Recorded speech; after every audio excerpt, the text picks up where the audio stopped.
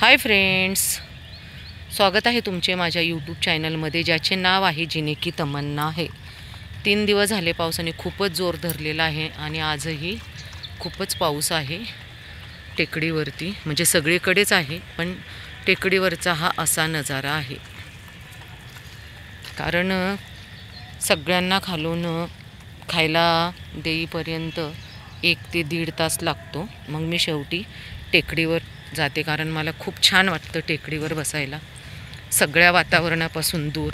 इथं खूप स्वच्छता, फक्त लोकांनीच बघा हे राडा रोडा खालचा आणलेला आहे। तर चला मग टेकडीवर।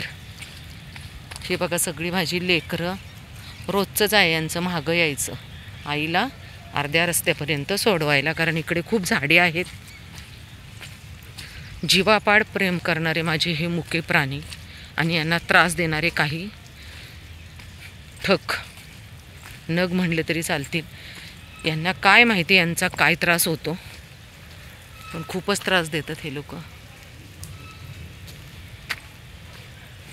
चला असू द्या, त्यांची मर्जी। कारण खरं सांगू का, जे लोक काहीच करत नाहीत ना, ते फक्त बोलतात आणि दुसऱ्यांनाही काही करू देत नाहीत।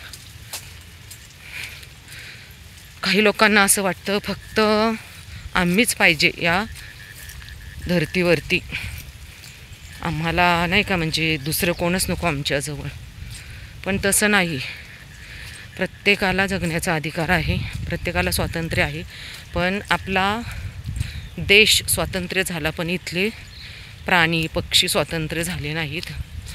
कोणीही यांना पकडायचे, मारायचे, किती किती घाणेरडे प्रकार झालेले आहेत। काही दिवसापूर्वी मी टिंगरे नगर येथील घटना बातमीमध्ये पाहितली न्यूजला। एका फिमेल डॉगीला एक व्यक्ती पत्र्याच्या शेडमध्ये नेत होता। लोकांकडे पुरावे नव्हते म्हणून त्यांनी कॅमेरे बसवले आणि त्याला पुराव्यासहित अटक केली। म्हणजे तो इतका घाणेरडा प्रकार त्या फिमेल डॉगीबरोबर करत होता की आता यांना रस्त्यावरची कुत्रीही पुरत नाहीत त्यांच्याबरोबर घाणेरडे प्रकार करायला। तर चला टेकडीवर जाऊयात। पाऊस खूपच यायला लागलाय, त्यामुळे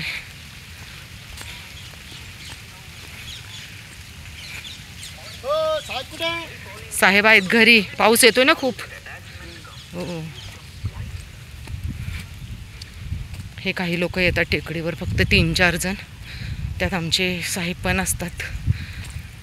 त्यांचं म्हणणं असं की मी असलो तरच येत जा, पण नाही, ते नाही आली तरी मी येत जाते इकडे, कारण ते माझी वाट पाहत असतात लेकरं।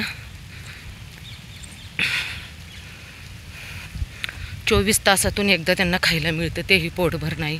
जसं आपल्याला जमेल तसं आपण देतो।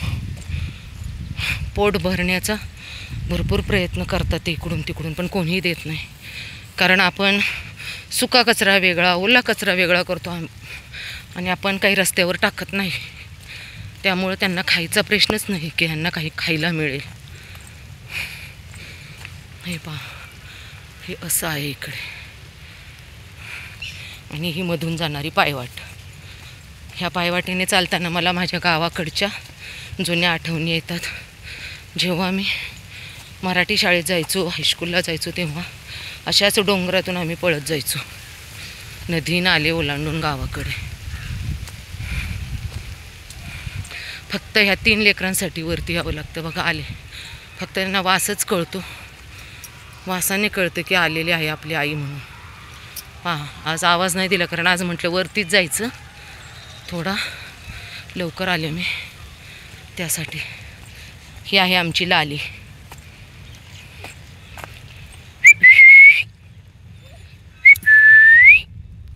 अरे बाबू, लाली नो, गुड गर्ल आहे लाली तू। चला चला चला वरती जाऊया, चला चला वरती जाऊयात।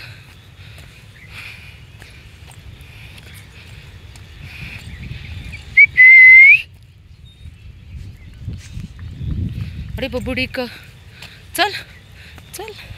ही लाली खूप गोड आहे, खूप प्रेमळ आहे। चला चला चला। हे बघा हा आमचा डॉन, चलो डॉन।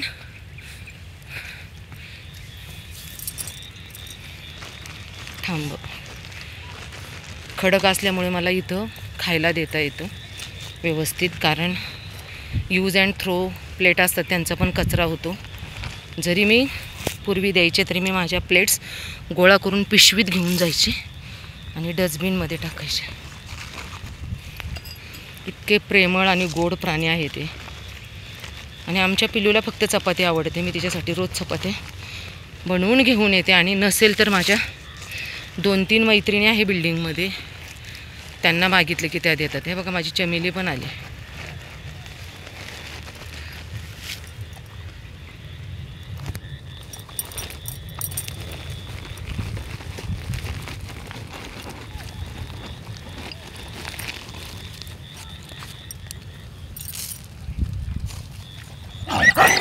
ए नो,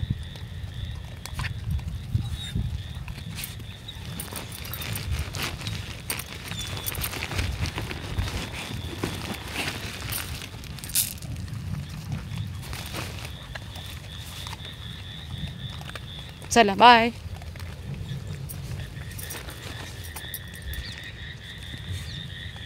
चपाती द्यायची चपाती हवी बबडूला, चपाती हवी, कळतंय मला. चल चल देते मी.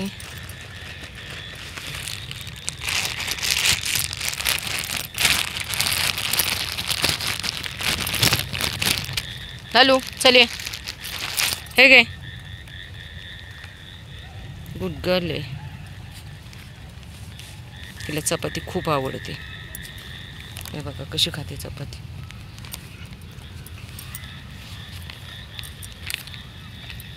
दोन 3 मैत्रिणी माझ्या खूप चांगल्या आहेत. जर माझ्याकडे चपाती शिल्लक नसेल तर त्यांना फोन केला की त्या मला आणून देतात. खरंच धन्यवाद तुमचे, माझ्या प्रिय मैत्रिणींचे. बाय.